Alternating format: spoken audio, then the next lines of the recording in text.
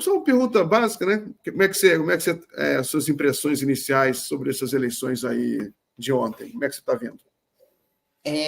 Como é que eu estou vendo? Miguel, eu acho o seguinte, vou te dar uma opinião que talvez não seja a opinião que está muito presente, né, nos meios de comunicação hoje. Eu acho que essa eleição de ontem, ela foi uma eleição que tem várias chaves de interpretação diferentes, né? Ela pode ser interpretada de várias maneiras, né? Como o copo d'água, se ele está meio cheio ou se ele está meio vazio. Eu acho que eu tenho uma certeza em relação à eleição de ontem, é que há um sinal claro do povo brasileiro de um certo retorno àquela política tradicional, né? Em que você prioriza o centrão. A vitória dos candidatos do PSD, né, do Gilberto Kassab, do MDB especialmente, foi o primeiro, né, em número de votos, não em número de prefeituras. O PSD do Kassab, o MDB e o PP, que são os três grandes partidos que integram aquilo que a gente chama de centrão, acho que todo o resto, até mesmo União Brasil, é um pouco, ainda que seja o antigo PFL, né, está um pouco fora desse centrão, porque se aliou muito com o Bolsonaro no quadriênio anterior a esse quadriênio agora do presidente Lula.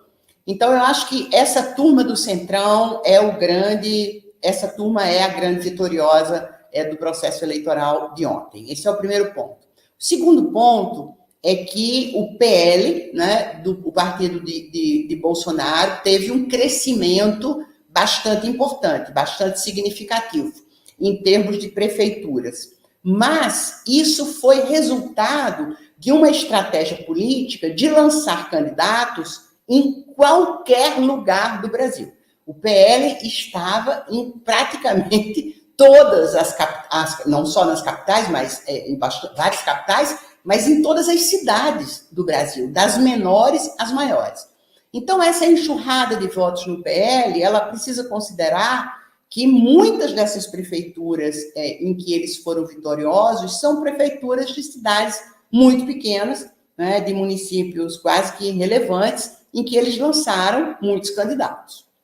Esse seria o segundo ponto. O terceiro ponto, e esse ponto, claro, é o ponto que me deixa contente, me deixa feliz, é que, digamos, a destruição do Partido dos Trabalhadores, que tinha se iniciado em 2016, né? Já como reflexo de toda aquela máquina que foi construída desde 2013, né? Para destroçar a esquerda, especialmente o Partido dos Trabalhadores, especialmente o presidente Lula com a Operação Lava Jato, aquela destruição que começa ali em 2013, se mostra eleitoralmente em 2016, se mostra eleitoralmente em 2020, né? Ela estancou, né? Eu diria que ela estancou. O PT teve eu não esperava que a participação do PT fosse tão boa nesse processo eleitoral agora como foi, né? Os números falam por si, né? Eu até fiz umas anotações. O PT tem a maior bancada de vereadores de São Paulo, tem a maior bancada de vereadores do Rio, tem a maior bancada de vereadores de Porto Alegre. Eu vi essas três. Nós tínhamos nós, porque eu sou do partido, né? Nós tínhamos 178 prefeituras, passamos para 248, quer dizer, 70 prefeituras a mais, um crescimento de quase 30%.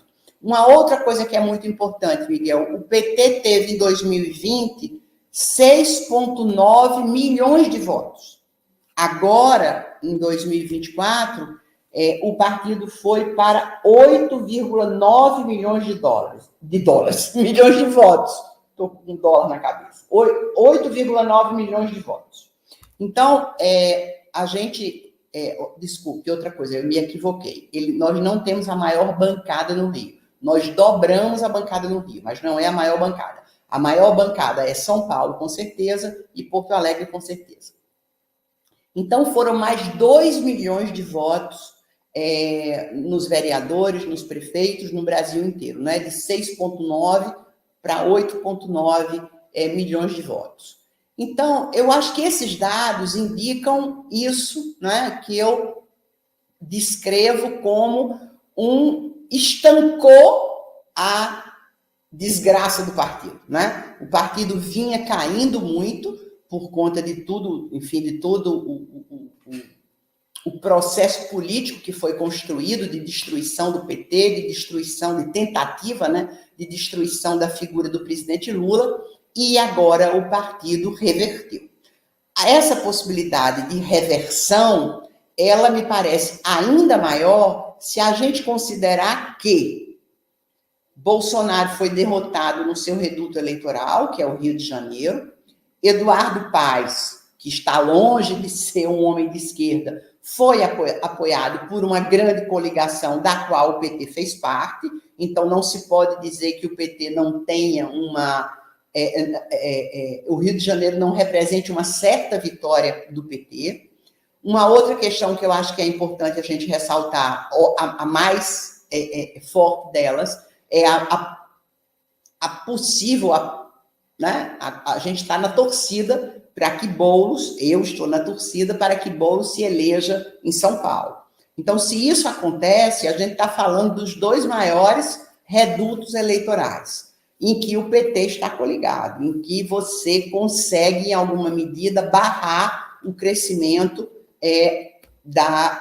pelo menos barramos o crescimento da extrema-direita com o fato do Marçal ter saído da disputa do segundo turno.